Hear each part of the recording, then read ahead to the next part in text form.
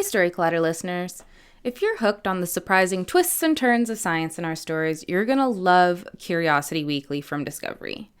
Science and tech are moving fast. New discoveries are happening every single week. But don't worry, Curiosity Weekly is here to help make sense of it all.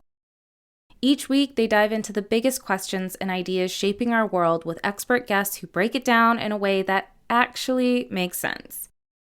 You want to know why you can't stop scrolling on TikTok? Neuroscientists are figuring out exactly which brain chemicals are keeping you hooked.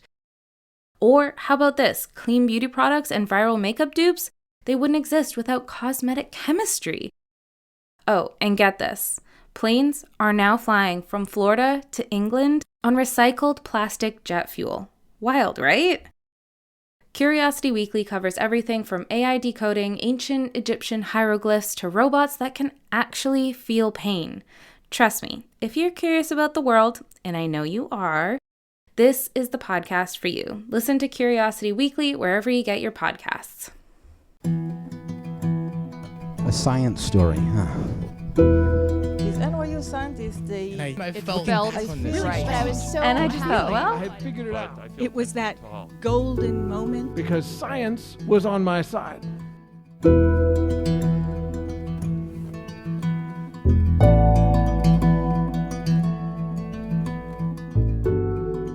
Hey everyone, I'm your host Misha Gajewski, and welcome to a special edition of Story Collider. Today we're diving back into our archives to bring you some of our most memorable and impactful stories and episodes we've ever shared on the Story Collider podcast. Why? Because we have over 13 years of true personal stories about science, and no matter how much of an OG listener you are, we have a sneaking suspicion that you haven't heard all the stories. These timeless tales span a range of experiences, from wild scientific adventures to deeply personal journeys of transformation. Each story has left a lasting impression on us, and we're excited to revisit them with you. So sit back, relax, and enjoy this best of episode.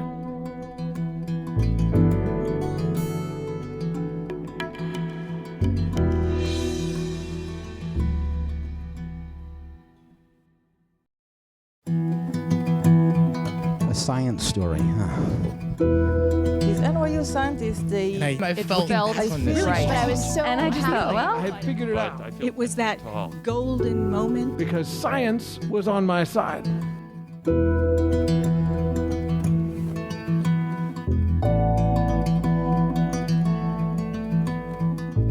Hi guys, welcome to the Story Collider, where we bring you true personal stories about science. I'm Erin Barker, Artistic Director of the Story Collider, filling in for Ben Lilly once again this week. This week we're bringing you two stories about love intersecting with science, whether it clashes with a diagnosis or blossoms on a boat. Our first story this week is from Lindzi Wessel. It was recorded in February 2017 at the Oberon Theater in Cambridge, Massachusetts. The theme was light and dark.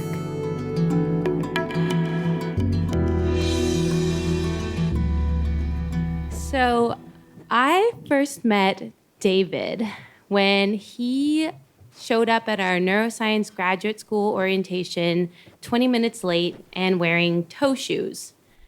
Just a few days earlier, he'd cycled into Davis, California from Portland, Oregon, 1,000 miles away by bike. He'd had lots of options for grad schools, but he'd chosen ours because he felt the students were down to earth and because it was close to skiing. Sometimes he and I would hit the mountains together. Sometimes we'd bike, and other times we'd just talk about life over beers. I had never been the sappy type, but I started to realize that I just kind of always wanted to hang out with David. And when he told me that he kind of always wanted to hang out with me too, it made me really happy. It was spring in California, and everything was beautiful, and I just thought, nothing is going to shake this wonderful feeling that I had. Except maybe herpes. Herpes shook things up a little bit. So, probably all of you know that herpes is a sexually transmitted disease that can cause painful outbreaks in some very private areas. And it's contagious and lifelong, so it doesn't exactly make dating easy. So when David called me to tell me that he had tested positive for this virus, he was not feeling great.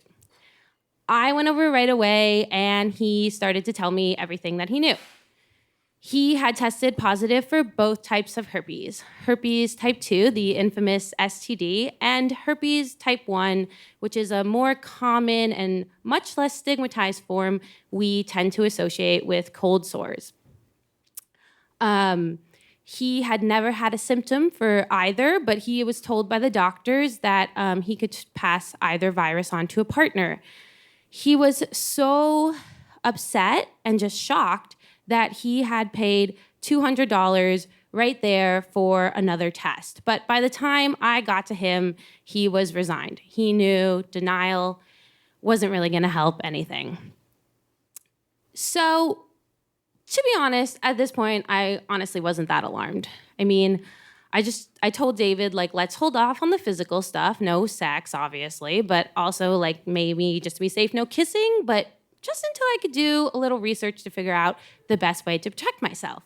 And how hard could it be?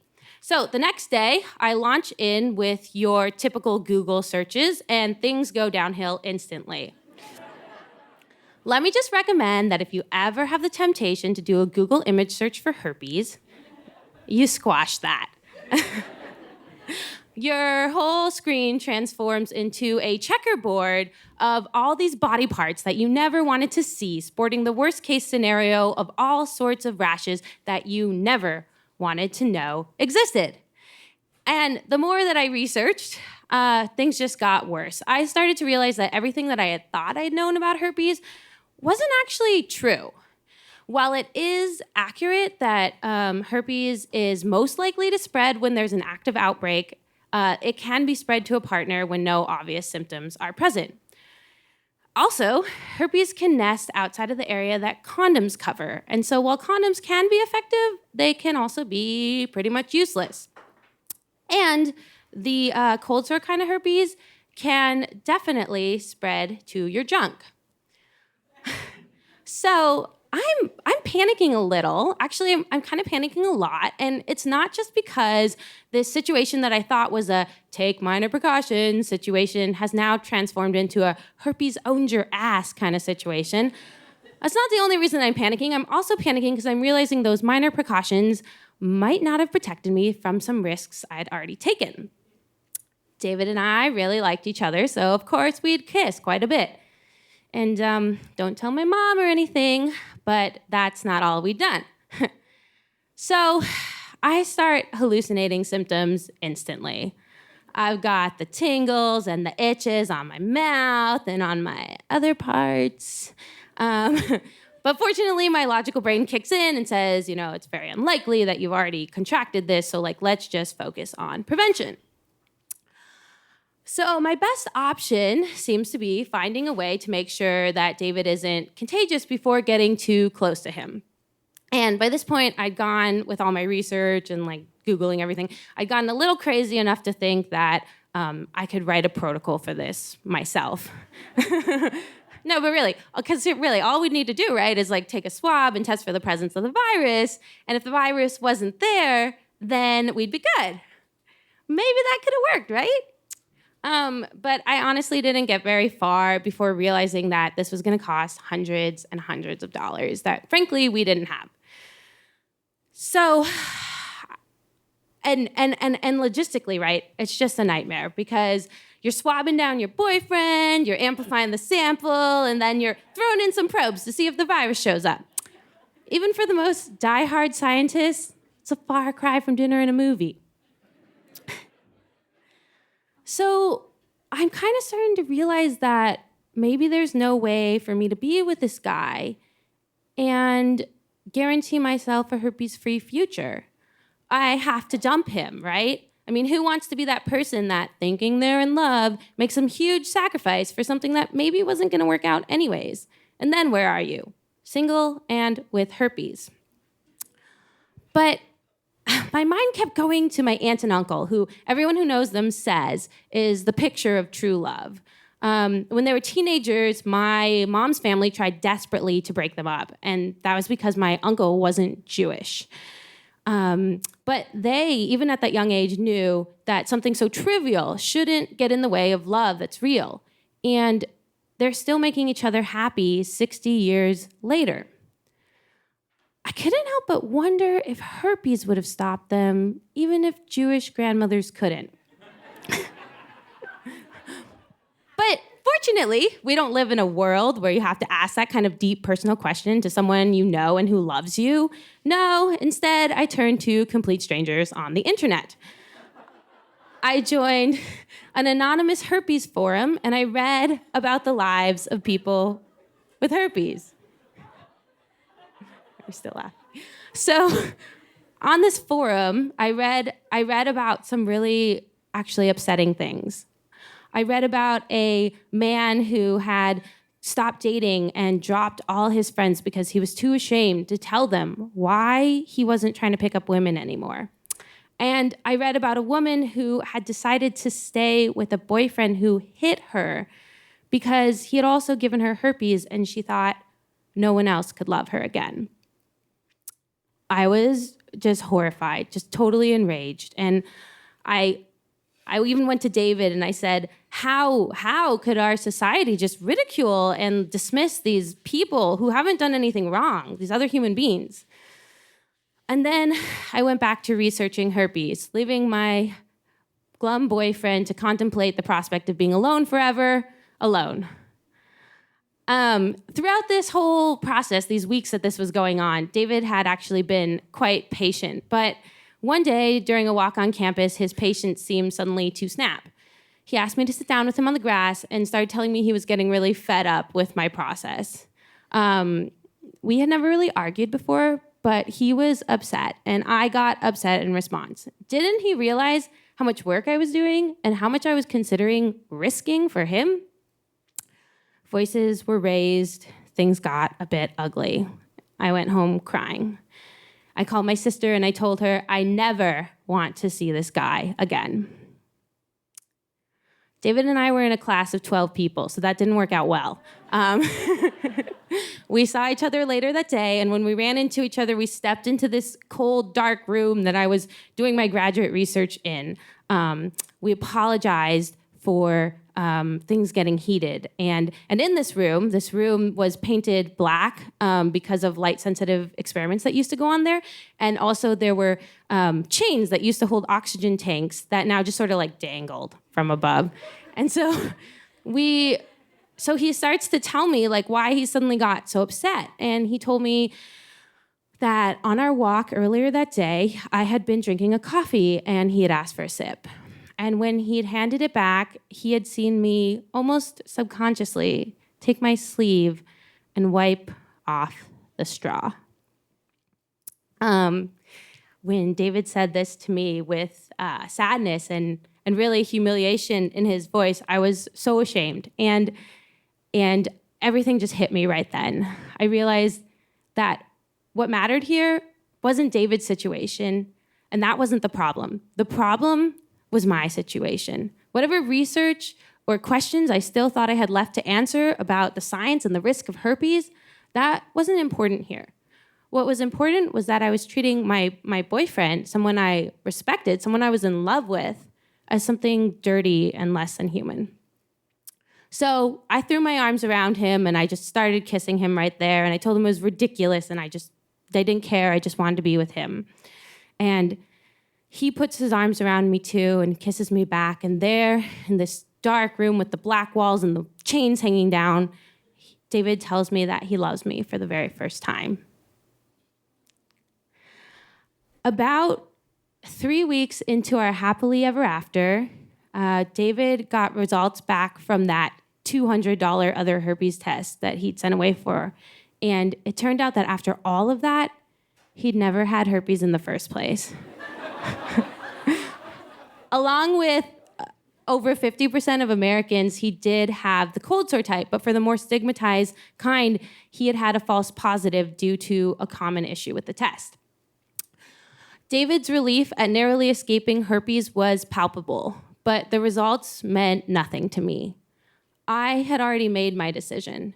My relief had come weeks earlier when I narrowly escaped ruining a laughter-filled, loving relationship, a relationship that is now going on 4 years over a skin rash. Thank you.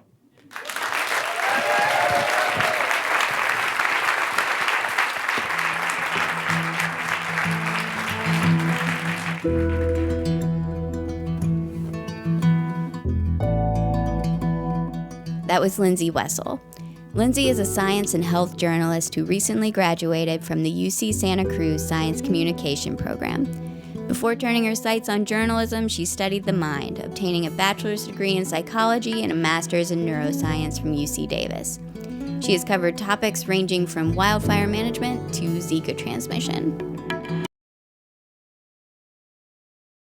This new year, it's time to focus on you. Menopause is inevitable, but suffering doesn't have to be, especially with Alloy. Alloy makes it simple to get safe, FDA-approved solutions for your menopause symptoms prescribed by menopause-trained doctors. They also have clinically proven skincare, hair care, and more. Plus, you'll get unlimited ongoing care with a menopause-trained doctor. Message them anytime, from anywhere. There's no appointments, no hassle, just expert care delivered right to your door. So, make 2025 the year you take control of your health. Get started today at myalloy.com, and until March 31st, Story Collider listeners get $20 off their first order. Just use promo code COLLIDER, that's promo code COLLIDER for $20 off your first order. This episode is brought to you by State Farm. You might say all kinds of stuff when things go wrong, but these are the words you really need to remember. Like a good neighbor, State Farm is there.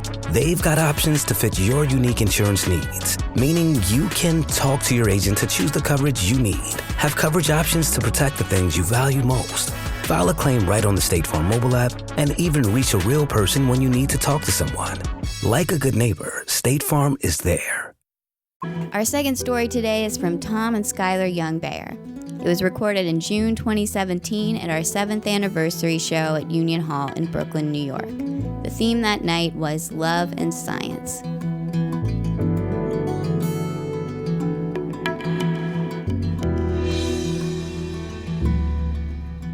So, my friends Dennis and Candace own an old-timey ship with sails. They're red sails. And it's up in Camden, Maine, best state in the nation. And they asked me to be a naturalist on one of their week-long cruises. So we leave Monday morning, come back Friday night. And I agreed, and I come to Sunday evening orientation. And within like 5 minutes on deck, Dennis, who's the captain, he says to me, "Hey, you did that SEA sailing program in college, right?" And I was like, "Yeah." And he's like, "And you study marine ecology, right?" I'm like, "Dennis, that's why you hired me for this trip." And he's like, "You have a lot in common with Thom. Thom's single. You should date Thom." And I was like, who the hell is Thom? So for some context, I'd had a breakup with a boyfriend that I'd lived with for about 3 years, who I didn't turn out have very much in common with.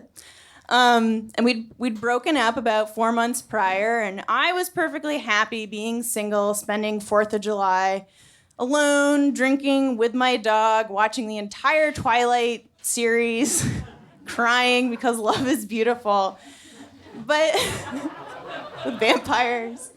Anyway, but my friends weren't really happy about this. They were like, "You should be dating everyone. Like, what are you gonna do? Go back to your ex for the winter?" And I was like, "I didn't know I have central heating. I don't need man heating." But so I would get really annoyed when everyone's like, "You should date so-and-so." So back on the boat, Dennis is like, "Well, Thom's the first mate." And then, like, as if out of a sitcom, 15 seconds later, Thom, this ruggedly handsome sailor type in a dirty t-shirt, jumps up on deck and he's like, "Hi, I'm Thom." And I'm like, "Hi." And then when I went home that night to prepare my lectures for the trip, I was like, well, maybe I should shave my legs in case I have to wear shorts. So the night that Skylar and I met was the beginning of the last week-long trip of a very long sailing season. For the past 6 months, I had been working virtually nonstop as the first mate of the Windjammer Angelique. It's this beautiful tan bark sail, topsail catch, really fast boat, won the schooner race. We would take these passengers out on these multi-day sailing trips along the Maine coast, which is just a stunning place. So it was a dream job aboard the dream boat, but the whole time with not a single day off. Well, that's not exactly true. I did have 1 week off in the middle of the season, during which my quote unquote vacation consisted of going home to an unexpected divorce 1 day before my 7-year wedding anniversary. So that was devastating, and really, really hard for about a month. And then I thought to myself, well, I pulled myself together. I was like, okay, Thom, I haven't been on a date in 11 years. I'm going to start dating again. So I start with, what little free time I have between trips. I start going on dates with all these women and meeting new people, and it's great, and I'm having a good time, but I don't really hit it off with any of them, and I'm certainly not looking for anything serious yet. Yeah, no. But so it's Monday, which is arguably the only good day of sailing that entire trip, and the only warm day. I got to wear my shorts. And I was like, well, this guy Thom, who's really cute, which means he's probably a jerk. But we have a lot in common, so maybe I should go talk to him. So the crew's all at the front of the boat, and I go over to get to know Thom. And we did. We had so much in common. We knew all these same people and had done very similar research back when I was a marine biologist. And we had been to so many of the same places, too, like the Brooks Range and the Arctic of Alaska and the Marquesas Islands in the middle of the Pacific. But we had been to them all at just slightly different times and had just missed meeting each other on so many different occasions. And like, for instance, the professor at Brown University that she worked with as an undergraduate invited me to be a PhD student in his lab, and I almost accepted. And if I had accepted, we would have ended up meeting a whole decade before that. Yeah, and so talking to Thom, I was like, this guy's cute, and he's like accomplished, and we have things in common. I was like, this would be terrible. Because my experience with handsome science engineer types is they, will ditch you at the airport, for example. True story. And I'm a busty blonde who usually has a stain on their shirt. I'm sure there's one on my dress, and and I always am game for a sex joke, even if no one else is. And 4 of my exes, a psychologist, 2 engineers, and a sailor, people I had stuff in common with. The next woman they met, they married them. And all of these women, I'm not kidding, like there are 4, we went back and counted, and all the women they married were petite, brunette, quiet, and reserved in some way. So I was like, well, I'm really good at showing guys what they don't want. Like, really good at it. But, Monday night, I decide I want to play Rummy, a card game with Dennis, the captain, and the crew. So I go around to collect all the crew, and I peer down the crew quarters, and there's Thom with no shirt on and his underwear. I was wearing my shorts. Well, was there underwear under your shorts? No. So it's underwear. But he's playing this like bagpipe flute-like thing, playing this melodious, Celtic music stuff, but he's also like half naked, and I'm like, wow, this guy's hot. But I'm like, no, Skylar, play it cool. So, I look down, and I'm like, oh, hey, Thom, like, do you want to come play cards with us? When Skylar peered down into the forecastle to ask me to play cards, I was in a truly foul mood. Earlier that day, we had a passenger who had explosive diarrhea all over the shower. And when I say all over, I literally mean all over the shower. And our crew had to clean it up. And what that meant for me as the first mate is that during some really challenging sailing maneuvers that day, I was really shorthanded. I didn't have to clean it up myself. That's part of being a first mate. But I was pissed off. And then later, I overheard Shitnado, which is what we came to call the passenger, insulting me behind my back, but very much within earshot. So I was not a happy camper. I just wanted to hang out in my crew cave and not talk to anybody. So I looked up at Skylar and said, "Sorry, but not tonight. Maybe tomorrow." So I was kind of disappointed, though. Wasn't really that surprised. I mean, he's probably a jerk because he's so handsome with no shirt on, playing bagpipes. But while we're playing cards, there's this like beautiful, angry classical piano that starts to waft in, and I'm like, what is that? And Dennis is like, it's just Thom. As if you were like the cat or something, And I was like, all right, so this really handsome, accomplished, sailor, former marine biologist who plays the bagpipes in his underwear and angry piano for, whatever reason I don't know, is, just exists on this boat. Okay, whatever. Well, I feel like I need to explain something here. When I'm mad, I play Rachmaninoff. That's not unusual behavior, everyone right? Does that, right? But the next night, I felt like I had done my term, fuming about Shitnado, and I needed to pull things together and socialize a bit. So I decided I'm going to go down below into the mess room and hang out with the crew and play some rummy. So I go down to the mess room, and of course I sit next to the cutest person on the boat, which is Skylar, instead of sitting next to the smelly sailors I worked with. Earlier that day, I spent some time watching her during one of our short trips.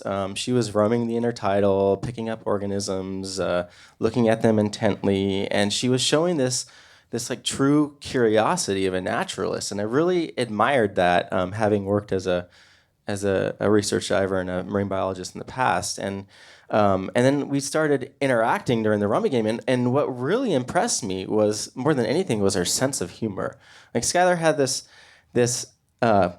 quick, witty, full laugh, this like assertive confidence in her humor. She didn't pull punches when it came to making fun of the crew. She had no qualms about giving us those comic jabs whenever she saw the opportunity.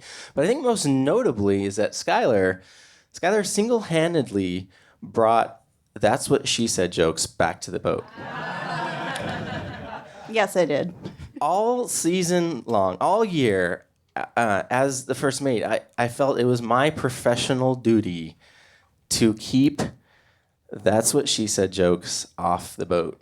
And it was so difficult. It was so challenging. There are so many great opportunities on a boat. You don't understand. Hardening up the sails, going down below, cleaning the head, pumping the bilges. Every hour, someone had to bite their tongue.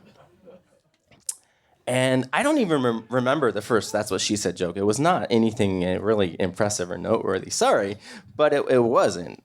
We tried to remember it. We couldn't. Yeah, I couldn't even remember it. But when she said those 4 words, all of the crew just stopped and turned and looked at the captain and waited. And without missing a beat, Dennis just started bursting out in laughter. And Skylar opened up those floodgates, and there was no turning back. No, there definitely wasn't for the rest of the trip. But so after the game, Thom and I ended up talking. We ended up talking like a lot, and we were up on deck, and I think we were talking about probably all the bird calls that Thom happens to know, and all the constellations that he happens to know, and marine science and scuba diving, which both of us have done. And then I had to go and explain why I can't scuba dive anymore, because I had this heart surgery about 6 years ago now that was very traumatic for me, both physically and emotionally. And I tell him all about this surgery, and all of a sudden, to like my surprise, he starts talking about all his feelings and all the details about the traumatic surgeries that he endured when he went through having testicular cancer. Yeah, I've always had a really hard time talking to anybody about the details of my own surgeries. I hadn't even really, even though everyone on the crew had seen my scar, I hadn't really talked to any of them about it, and they were like family to me. But I immediately knew that I could open up to Skylar about what I had gone through, and there was I felt this instant connection between us, this bond that I just couldn't deny. And actually, we learned something really interesting, that if you line up our surgical scars, if they were combined, they would run from the bottom of my pelvis up to the top of her rib cage. So I thought that was pretty cool. And after that long conversation that we had, I in true Oregonian fashion, because I'm from Portland, Oregon, I went up to her and I gave her this really big hug. Yeah, and I was like, I'm from New England and I've known you 2 days. What are you doing? I didn't say that. I just sort of stood there stiffly like Sheldon from, The Big Bang Theory, like, there. And, I just found it really strange that this guy that I found attractive was actually like touching me in some way after 2 days. And I had begun to really admire Thom on a deeper level than just his looks. And it was sort of this odd moment because on the inside I was sort of like pleasant, but I was like, I don't know, is this a friend zone move? Is this like definitely putting me in the friend zone? I think that's what's going on here. Well, I had absolutely no idea that she had any attraction to me whatsoever.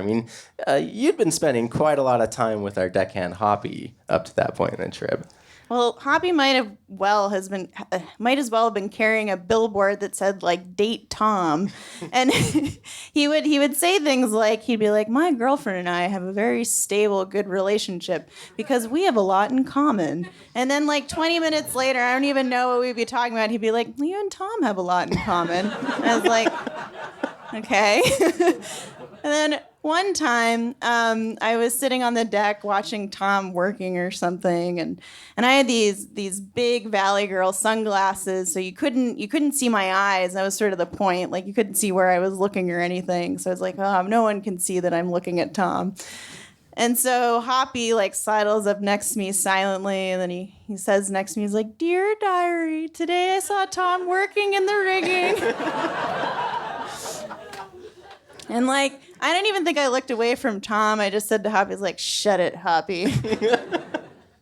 I went back to looking at Thom, like, wondering if he's attracted to me. But I was like, a guy like that would probably be embarrassed if he realized he was even remotely interested or attracted to someone like me. Yeah, meanwhile, I had absolutely no idea any of this was going on whatsoever. I was the whole crew was trying to set her up with me, and I was the last one to know about it. None of them told me. I didn't even realize that I was attracted to her until I think it was Thursday night. I was laughing about that. Thursday night, I went. We were at anchor after a long day of sailing, and I went out for a row. And rowing back to the boat, I saw her on the deck in her bathing suit, jumping into the frigid, cold waters of the Gulf of Maine. And this is fall already. The water is no longer warm. It is really cold. And she was the only person on the boat who was brave enough to endure the cold Maine waters for a swim. And I really admired that. And I also, later that night, learned somehow for the first time the whole trip that she had a cabin to herself. And that's when I really realized that I knew that I was attracted to her. Took till Thursday. It took me like 5 minutes. So Friday night comes along, and I need to go run down to Portland, Maine to go get my dog from my friend. And as soon as the boat is like touching the dock, and Thom is still like coiling lines or something, tying up the boat, and I hop off with my backpack, and all of a sudden he looks at me like he's never going to see me again. And I was like surprised and thrilled at the same time. I'm like, what do I do? He looks like he's going to miss me. And so I go, okay, Skylar, play it cool. So I just look at him and I go, what? And then I like turn up towards the hill and walk to my car and I go, oh yeah, I just played it super cool. Yeah, you played it really cool. You played it a little too cool, I think. After she gave me that look, I was pretty sure she never wanted to see me again. But I thought, what the hell? I've got nothing to lose. So I sent her a text. Yeah, so I'm driving back with my dog, Millie, and I see that I got a text from a new unknown number, and it's signed T, and I turn to my dog in the back and I go, yes, Millie, I got one! And I literally pumped my fist in the air like that with just my dog there. And, it was exciting, but I was like, oh, Tom's just flirting around. Like, nothing's going to happen. Like, and if something did happen, like, I might get my heart run over. Like, he probably will figure out that he's still in love with his ex-wife because he spent time kissing me, or, like, I'll just be another in-between girl like I have been so many times. And it sounds terrible, but it's so true. And so, I had that in my head, but then I also, I really liked him, as a person. And the whole week, all I could think of was this movie Serendipity, which maybe some of you have seen, the more romantic people in the audience. It's a John Cusack movie. And these two strangers meet in New York, and 7 years later, they're trying to find each other. And there's all these hints and clues that they sometimes pay attention to and don't. And it reminded me of all the times that Tom and I have almost met in the last 10 years, but never did until now on this boat. And it just felt serendipitous. So I'm pretty darn excited about seeing Skylar again. And I actually managed to get a day off from the captain, for the first time the whole year, other than, the divorce. And so we go to the Common Ground Fair, and we spend the whole day at the fair together trying to bait each other into saying, that's what she said. Hey, how do you like those gourds that guy grew? Those beans look rather large. And it basically resulted in us just constantly suppressing giggles with each other like little school kids, and giving each other these furtive glances and laughs. And it reached a peak when a sailor friend of mine joined us, and in all seriousness, she started talking with us about all the work she had to do earlier that day, which explained why she was late, caulking a leaky deck. I mean, that is literally what she said. Yeah, that is what she said. And after I had such a great time just laughing with Skylar all day, after that day at the fair, I did a lot of reflection on my recent divorce and my past relationship, and I realized what I'd really been missing was this common sense of humor, this person who I could not just really be open and vulnerable with, but also who I could laugh with and who could teach me how to laugh at myself. And here I was spending all this time with this wonderful woman who made me laugh like no other. And so I asked her out on a real date. And the timing couldn't have been more perfect. We ended up going to the top of Mount Batty and watched the total lunar eclipse together, overlooking Camden Harbor, where we met. And when Tom actually asked me out on a date, I was scared shitless. I was excited, but I was like, oh crap, something might actually happen. And I was really nervous that I would just get run over and treated like crap, like I have so many times before. But I was like, oh, I'm gonna give it a shot. And while Tom and I have all these things in common, what we really discovered on that date and the month that followed is that we had both met our best friend in the universe at the same time. I know, it's really corny, but it's true. And exactly 13 full moons later, after our date, we got married at a lighthouse overlooking the bay where we met. So, as they say, the captain's always right. Thank you. Thank you.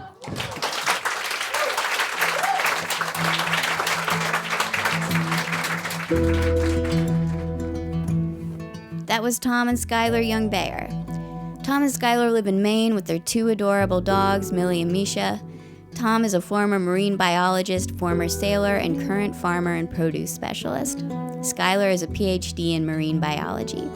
They are both veteran storytellers at the Corner in Lewiston, Maine, and together they co-host the sometimes monthly podcast Strictly Fish Wrap Science Radio Hour. They have both appeared on our podcast before separately. Skylar in the stories Phoning Home from Alvin and Hummingbird of Doom, and Thom in an episode titled Natural Habitats. And you can find all 3 of those on our website, storycollider.org. If you enjoyed today's stories or are a fan of the podcast, please consider supporting us on patreon.com. If you sign up to donate $10 a month or more, we'll list your name in our show programs across the country. The Story Collider is grateful for the support of the Tiffany & Co. Foundation and of Science Sandbox, a Simons Foundation initiative dedicated to engaging everyone with the process of science. The Story Collider is directed by Liz Neely and me, Aaron Barker, with help from our many vendors and volunteers.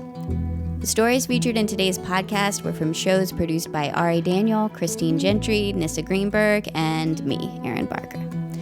The podcast is produced by Zoe Saunders. The theme music is by Ghost. Special thanks to Oberon Theater and Union Hall for hosting these shows, and to everyone who cleaned up the shit NATO, we salute you. Thanks for listening.